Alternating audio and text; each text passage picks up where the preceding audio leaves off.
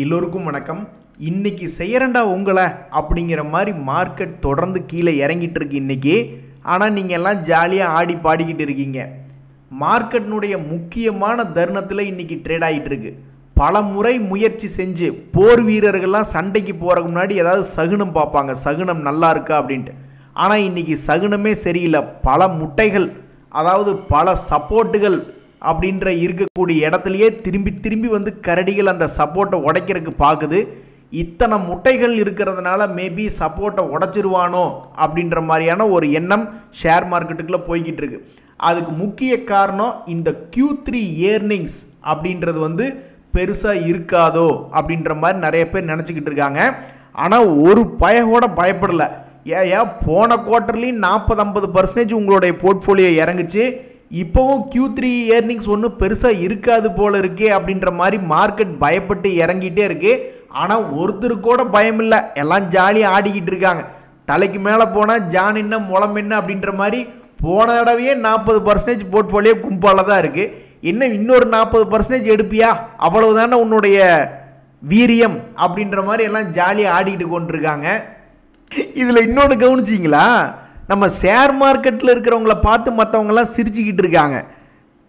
என்னமோ நம்ம மட்டும்தான் அடிபட போகிறோமோன்னு. நம்ம முதல்ல லைனில் நின்று அடி வாங்குகிறோம்.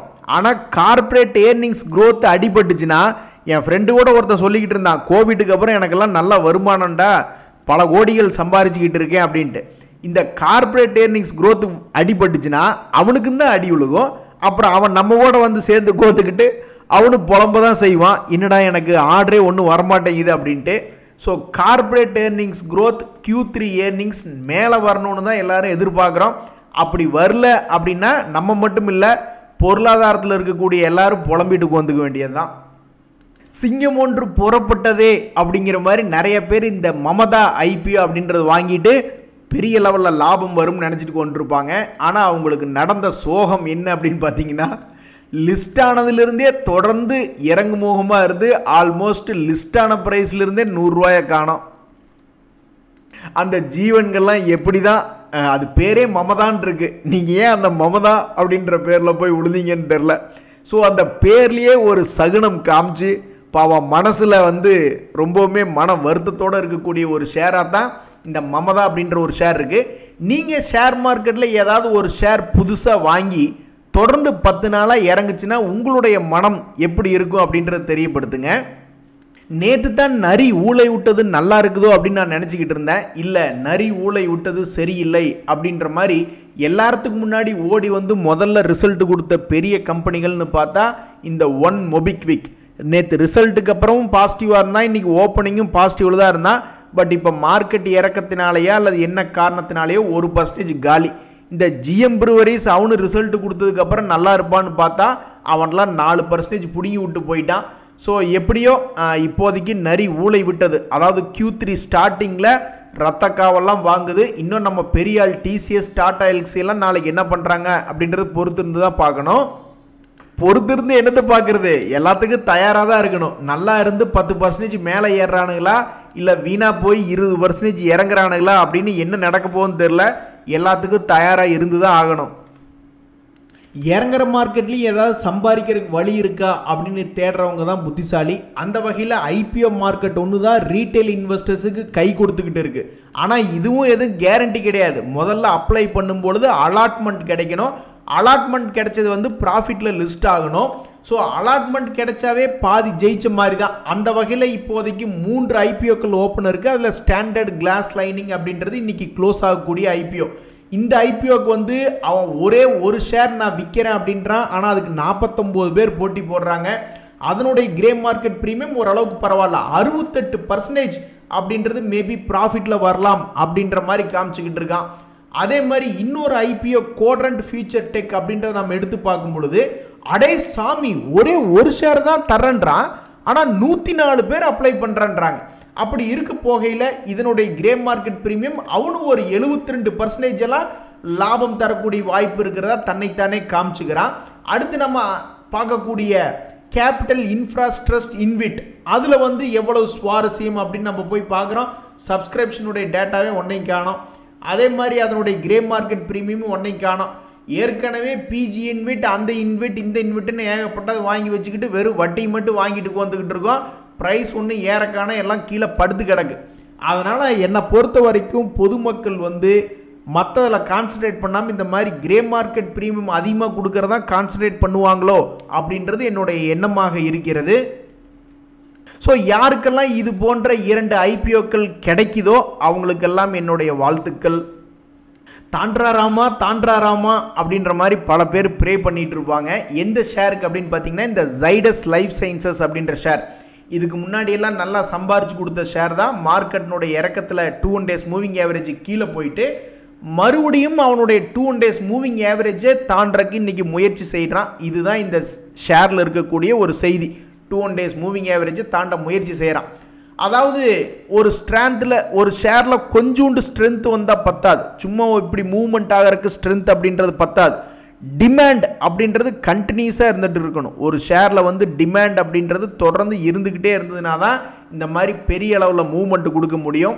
அது மாதிரி இந்த ஷேரில் தொடர்ந்து டிமாண்ட் வந்து யாராவது ஒருத்தர் தொடர்ந்து இந்த ஷேரை வாங்கி வாங்கி வாங்கி வாங்கி இவனை மேல் நோக்கி கொண்டு வந்து விட்டால் ரொம்ப மகிழ்ச்சியாக தான் இருக்கும். நண்பர்களே, இந்தியாவினுடைய பொருளாதாரத்தை உலகத்தில் பல பேர் கணக்கிடுறாங்க. நம்மளுக்கு கடன் கொடுக்கக்கூடிய கடன்கார பேங்க்குகள், அதே மாதிரி வெளிநாட்டு அனலிஸ்ட்டுகள், நம்ம இந்தியாவிலேயே வந்து பல்வேறு ஆர்கனைசேஷன்ஸ், அதாவது மினிஸ்ட்ரி லெவலில், நம்மளுடைய சென்ட்ரல் மினிஸ்ட்ரி லெவலில் தனியாக கணக்கிடுறாங்க, ஆர்பிஐ தனியாக கணக்கிடுறாங்க, சில அமைச்சர்கள் அவங்களுடைய இதை வெளியிடுறாங்க. அதே மாதிரி ரேட்டிங் ஏஜென்சிஸ் நம்ம இந்தியாவிலேயே இருக்கக்கூடிய, ஏன்னா வெளிநாட்டுக்காரங்க ஏதாவது சொன்னால் வெளிநாட்டு சதிம்போம், இல்லை நம்மளுக்கு வேண்டாத எவனாவது சொன்னால் அவன் ஒரு வெளிநாட்டு கைக்கூலி அப்படிம்போம். ஸோ அது மாதிரி ஆளுகள் இல்லாமல் பொதுவாக அமைப்புகளே இருக்குது, ரேட்டிங் ஏஜென்சி, அந்த மாதிரி நிறைய பேர் இருக்காங்க. ஒவ்வொருத்தரும் ஒவ்வொரு மாதிரி நம்மளுடைய ஜிடிபி க்ரோத்தை ப்ரெடிக்ட் பண்ணுற சமயத்தில் நம்மளுடைய சென்டர்லேயே வந்து என்ன எதிர்பார்க்குறாங்கன்னா 6.4% தான் ஒரு வேளை ஜிடிபி க்ரோத் இருக்குமோ அப்படின்ற மாதிரி யோசிக்கிறாங்க. ஸோ இதுலேருந்து என்ன தெரியுது அப்படின்னா, நம்ம ஷேர் மார்க்கெட்டில் ஏர்ன் பண்ணக்கூடியதாகட்டும் அல்லது வேறு தொழில்களில் நம்ம வந்து பெருசாக சம்பாதிச்சிடலாம். ஒரு இட்லி கடையை போட்டோம், ஒரு நாளைக்கு 10,000 ரூபா சம்பாதிக்கிறோம் அப்படின்ற மாதிரியும் பெருசாக யோசித்து எடுத்துட முடியாது. எக்ஸ்பெக்டேஷனை குறைச்சிக்கணும் அப்படின்றதான் தற்போதைய நிலவரம் சொல்லுது. இந்த ஜிடிபி க்ரோத் பெருசாக வளர்ச்சி ஆகாத வரைக்கும், போன வருஷம் கூட பானிபூரிக்காரங்க 40 லட்ச ரூபா சம்பாதிச்சிருப்பாங்க அல்லது 40 லட்ச ரூபா டேர்ன் ஓவர் பண்ணியிருப்பாங்க. ஆனால் இந்த வருஷம் ஆட்டோமேட்டிக்காக அவங்களுடைய டேர்ன் ஓவருமே குறையத்தான் செய்யும். ஏன்னா பல பேர்த்தினுடைய பாக்கெட்டு காலி அப்படின்ற மாதிரி தான் இருக்கும். இங்கே பார்த்தீங்களா நண்பர்களே, க்ரோத் இல்லைன்னா சந்தோஷம் எங்கேயுமே வராது. கடந்த 5 நாட்களாக கோல்டு கூட கீழே இறங்கித்தான் கிடக்கு. ரியல் எஸ்டேட்டு கூட போன வருஷமெல்லாம் சொல்லிக்கிட்டு தான் இருந்தாங்க 8 லட்ச ரூபா அப்படின்றது இந்த வருஷம் முடிவில் 12 லட்ச ரூபா ஆகிப்போச்சு அப்படின்ட்டு. ஆனால் இப்போ ஒரு தகவல் வருது பாருங்க, ஜிடிபி சரியில்லைன்னா யாருமே சந்தோஷமாக இருக்க முடியாது. அதாவது இன்னைக்கு சோபா அப்படின்ற ஷேர் எடுத்து பார்த்தா பாவம் சோபாகிட்ட இன்னைக்கு சந்தோஷம் இல்லை, ஒரு மாதிரி சோகமாக இருக்குது. எனக்கு சந்தோஷம் கிடையாது, ஆனால் சோபா பாவம் சோகமாக இருக்குது. அந்த சோபா இன்னைக்கு 6% இறங்கியிருக்கு. என்ன காரணம்னா, அவங்க வெளியிட்டிருக்கக்கூடிய பிஸ்னஸ் அப்டேட்டில் அவங்களுடைய சேல்ஸ் வந்து கொஞ்சம் குறைஞ்சிருக்கு அப்படின்ட்டு. ஆனால் இங்கே இன்னொரு முக்கியமான விஷயம் என்ன கவனிக்கணும் அப்படின்னா, சோபா பெரும்பாலும் வெளிநாட்டிலையும் பிஸ்னஸ் பண்ணுறாங்க, துபாய் போன்ற இடங்களையும் பண்ணுறாங்க. அதனால் வெளிநாட்டுக்காரங்க தான் ஃபஸ்ட்டு கும்பா பாடிட்டு அப்புறம் தான் இந்தியாவில் ஏதாவது பிரச்சனை என்பது வரலாம். ஸோ இதிலிருந்து என்ன தெரியுதுன்னா, உலகம் முழுவதுமே கொஞ்சம் க்ரோத் என்பது இந்த 2024 கொஞ்சம் ஸ்லோ ஆகிருக்கு அப்படின்ற மாதிரி அர்த்தம். அதுக்கு என்ன காரணம்னா, 2021 அப்புறம் எல்லாம் வெறித்தனமாக அவங்களுடைய பொருளாதாரத்தை ஓப்பன் பண்ணி விட்டாங்க, எக்கனாமியை. அப்படி ஓப்பன் பண்ணி விடும்பொழுது வெறித்தனமாக வளர்ச்சி அடைஞ்சதுக்கப்புறம் இப்போ ஒரு மாதிரி அப்படியே ஸ்லோ ஆகிக்கிட்டு இருக்கிறது தான் இதுக்கு உண்டான முக்கிய காரணம். பாவம் இந்த பஜாஜ் ஆட்டோஸ் இவனேன்னு இருந்தது, ஆனால் இன்றைக்கி அதை பிடிச்சி குப்புன்னு கீழே தள்ளி விட்டாங்க, 1% கீழே. இதுக்கு முக்கிய காரணம் அவன் சொல்லடிப்பட்டது தான்.